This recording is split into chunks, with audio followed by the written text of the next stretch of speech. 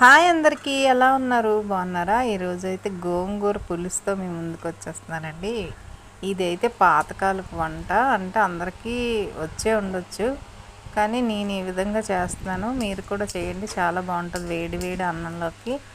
గోంగూర ఎన్నెత్తళ్ళు అనమాట. గోంగూరలోని టమాటాలు, ఉల్లిపాయలు, పచ్చిమిర్చి నేను వేసుకుని ఉడకబెట్టుకున్నాను.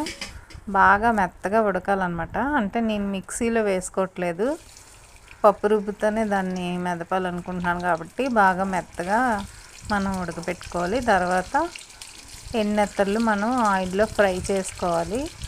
ఈ ఫ్రై ఎందుకంటే మనం మళ్ళీ ఒట్టిగా కూడా అవి రైస్తో కూడా తినచ్చు.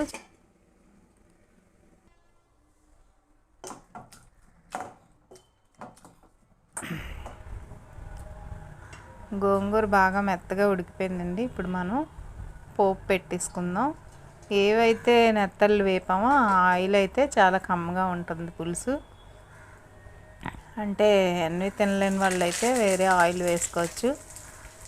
మనం తిన్న వాళ్ళు ఉంటే మాత్రం అదే ఆయిల్తో మనం పోపు పెట్టుకోవాలి. వెల్లుల్లిపాయలు, ఎండుమిరపకాయలు, కరివేపాకు, పచ్చెనగపప్పు, ఆవాలు, జీలకర్ర వేసానండి పోపులోకి. లాస్ట్లో అయితే నేను కొంచెం పచ్చికారమును, ఇంగువ కొంచెం వేసాను. తిరగమూత వేసుకున్న తర్వాత కొంతసేపు ఒక 5 మినిట్స్ మరిగించాలి. చాలా అంటే చాలా టేస్టీగా ఉంటుంది.